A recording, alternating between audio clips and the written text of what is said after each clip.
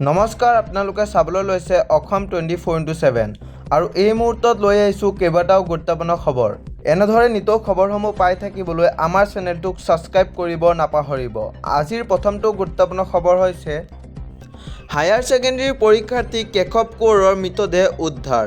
Higher ছেকেণ্ডেৰীৰ ফলাফল ঘোষণাৰ মাজতেই চাঞ্চল্যকৰ খবৰ। ৰাজ্যত উদ্ধাৰ সন্দেহহীন পৰীক্ষাৰ্থীৰ মৃতদেহ। দিচাং নদীৰ বুকুত উদ্ধাৰ পৰীক্ষাৰ্থী কেশৱ কোঁৱৰৰ মৃতদেহ। চৰাইদেউৰ উজান লংপটীয়াৰ পৰা সন্ধানহীন হৈছিল কেশৱ কোঁৱৰ। ঘোষিত ফলাফলত দ্বিতীয় বিভাগত উত্তীৰ্ণ হয় কেশৱ। সোণাৰীৰ BPB উচ্চতৰ মাধ্যমিক বিদ্যালয়ৰ ছাত্ৰ আছিল কেশৱ কোঁৱৰ। সন্ধানহীন সোণাৰীৰ উজান লংপটীয়াৰ কেশৱ কোঁৱৰ নামৰ ছাত্ৰজন। নিশাৰে পৰা সন্ধানহীন হৈ আছিল কেশৱ কোঁৱৰ। পুৱাৰ ভাগত মীৰাপথাৰৰ দুমুখীয়া দলঙত উদ্ধাৰ হৈছিল চাইকেল, জেকেট আৰু চেণ্ডেল। হায়াৰ ছেকেণ্ডেৰীৰ ফলাফল ঘোষণাৰ মাজতেই চাঞ্চল্যকৰ খবৰ। ইয়াৰ পৰৱৰ্তী গুৰুত্বপূৰ্ণ খবৰটো হৈছে বন্ধুসকল, ৰঙা চীনত বান বিভীষিকা। বিশাল হাইটেক চহৰ এতিয়া পানীৰ তলত। হাহাকাৰ জনতাৰ। চীনত এতিয়া হৈছে বানপানী। বানপানীত কঁপকঁপাই গৈছে চীনৰ লাখ লাখ জনতা। বানপানীৰ তলত চীনৰ অত্যাধুনিক চহৰ নগৰ। বানপানীত উপঙিছে শ শ বিলাসী বাহন।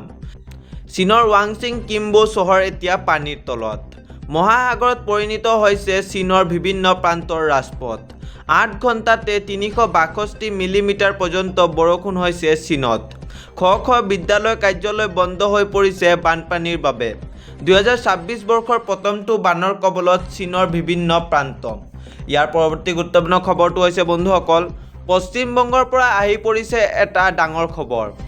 পশ্চিমবংগৰ ৰক্তাক্ত কৰাৰ পৰিকল্পনা কাৰ? উদ্ধাৰ 1000ৰো অধিক সজীৱ বোমা। নিৰ্বাচনৰ প্ৰাকক্ষণত পশ্চিমবংগৰ ভয়ংকৰ ঘটনা।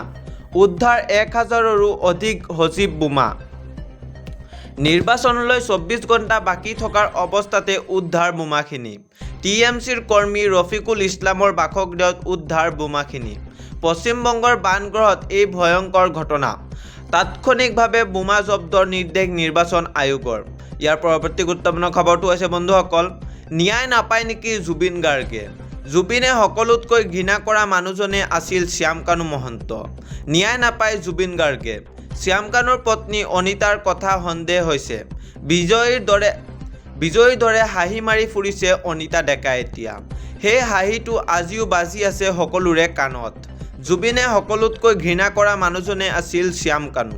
7 মাহে কিয় কেমেৰাৰ সন্মুখলৈ আহিবলৈ সাহস হোৱা নাছিল অনিতা ডেকাৰ? আমাৰ ৰাইজে কেৱল চাইছেহে আৰু চাইহে থাকিব। জুবিন ক্ষেত্ৰত গৈ চাকি বন্তি জ্বলাই লাভ নাই। জুবিন গাৰ্গৰ আত্মাই শান্তি পোৱা নাই। জুবিন গাৰ্গৰ আত্মাই এতিয়াও শান্তি পোৱা নাই। জুবিন গাৰ্গৰ আত্মাই দুখত ঘূৰি ফুৰি আছে এতিয়াও। শ্যামকানুৰ পত্নীক কিয় গ্ৰেপ্তাৰ কৰা নাই অসম আৰক্ষীয়ে? খঙত অগ্নি শৰ্মা, জুবিন গাৰ্গৰ বন্ধু পাৰ্থ গোস্বামী। ইয়াৰ পৰৱৰ্তী গুৰুত্বপূৰ্ণ খবৰটো হৈছে বন্ধুসকল, 19,000 টকাৰ বাৰত বিল দি ওলাই আহিছিল চাৰিওজন। বাৰৰ পৰা ওলাই আহি বিভিন্ন স্থানলৈ গৈছিল বাহনখন। ৰাইজৰ কঁপোৱা মদঘৰ ইয়াৰ দুৰ্ঘটনাত চাঞ্চল্যকৰ তথ্য পোহৰলৈ।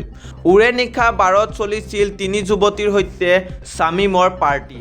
19,000 বাৰত বিল দি ওলাই আহিছিল চাৰিওজন একেলগে। ৰুদ্ৰাক্ষ মলৰ 4 মহলৰ 100 বাৰত সুৰা পাৰ্টি কৰিছিল চাৰিওৱে। 3 বজাত বাৰৰ পৰা ওলাই গুৱাহাটীলৈ ফুৰিছিল চাৰিওজনে। GH ৰোড, ভঙাগড় ৰাজপথত নিশা চলিছিল সফৰ। দুৰ্ঘটনা সংঘটিত কৰিয়ে ছেকেণ্ডত পলায়ন কৰিছিল শ্বামিমে।